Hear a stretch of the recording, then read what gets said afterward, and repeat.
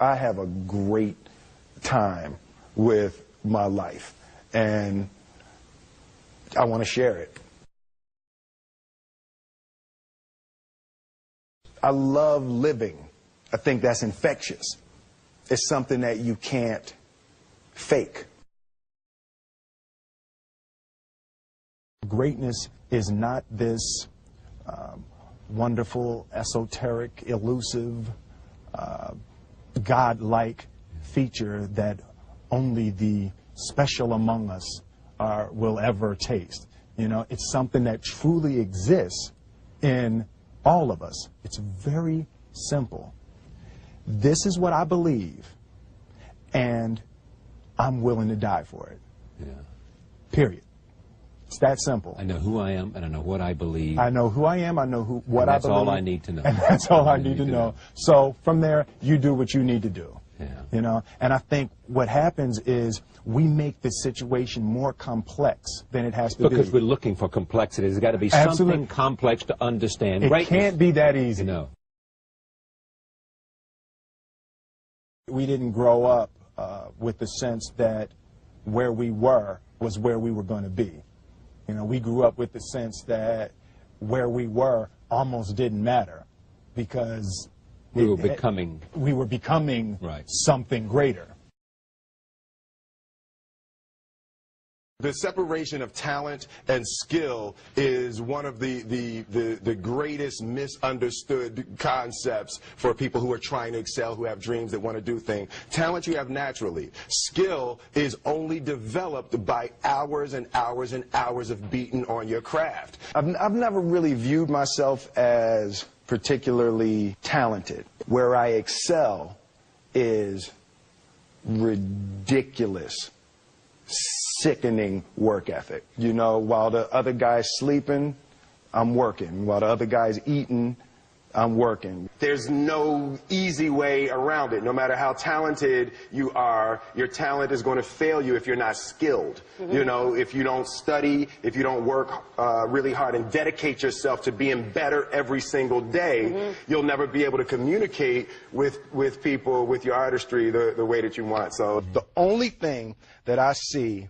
that is distinctly different about me is I'm not afraid to die on a treadmill.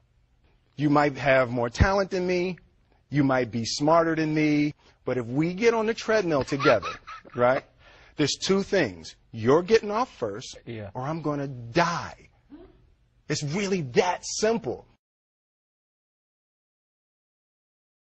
One summer, his dad tore down a brick wall on the front of his business and told 12-year-old Will and his 9-year-old brother to rebuild it, a job they said was impossible. It took them 1.5 years, but they did it. And he said, now don't you ever tell me it's something that you can't do. You don't try to build a wall. You don't set out to build a wall. You don't say, I'm going to build the biggest, baddest, greatest wall that's ever been built.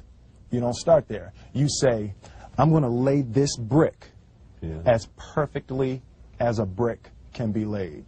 And you do that every single day. And soon you have a wall. And soon you have a wall. You know, it's an idea that my grandmother always had, that, you know, if you're going to be here, then there's a necessity to make a difference. She always instilled the responsibility, the spiritual responsibility that you have to make every group you come in contact with better. I want to do good. I want the world to be better because I was here. I want my life, I want my work, my family, I want it to mean something. And it's like, it has, if you are not making someone else's life better, then you're wasting your time. You know, like your life will become better by making other lives better. I want to represent an idea. I want to represent possibilities. I want to represent the idea that you really can make what you want. One of my favorite books is The Alchemist, Paulo Coelho. And that's just, I just believe that. I believe that I can create whatever I want to create. The first step before anybody else in the world believes it is you have to believe it. There's no reason to have a plan B because it distracts from plan A. I think that there's a certain delusional quality that all successful people have to have. You have to believe that something different than what has happened for the last 50 million years of history. You have to believe that something different can happen. Confucius said, he who says he can and he who says he can't are both usually right.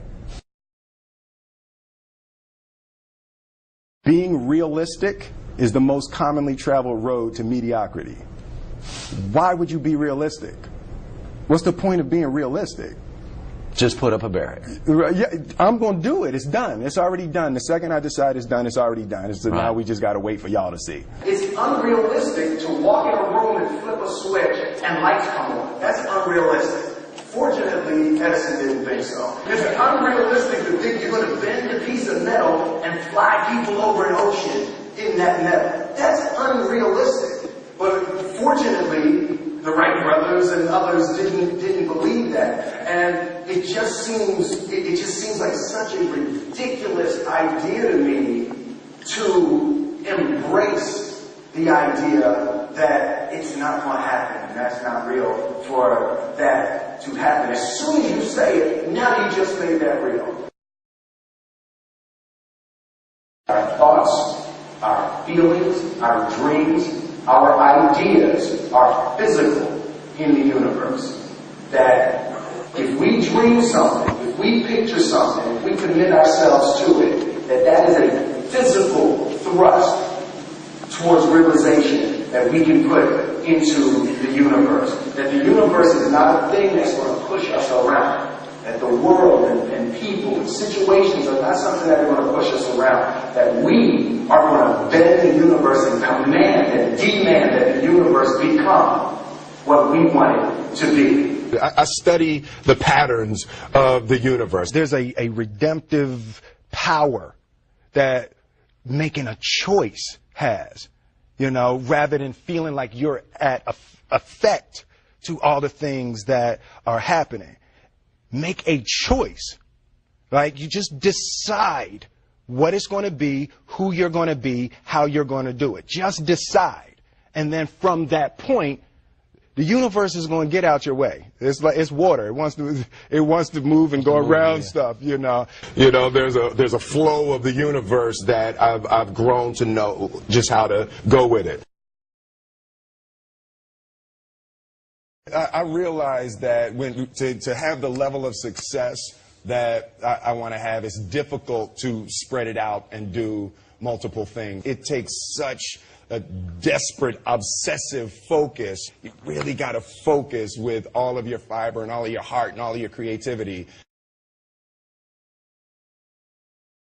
I'm motivated by fear. Fear. You know? Fear of what? Fear of fear. I hate being scared to do something.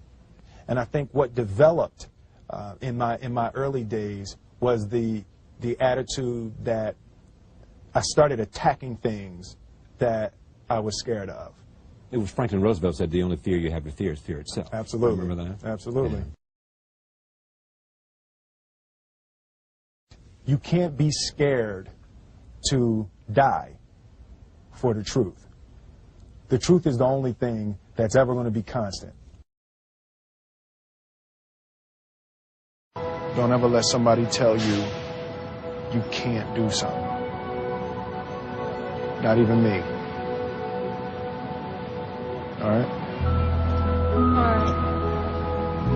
You got a dream, you got to protect it. People can't do something themselves. They want to tell you you can't do it.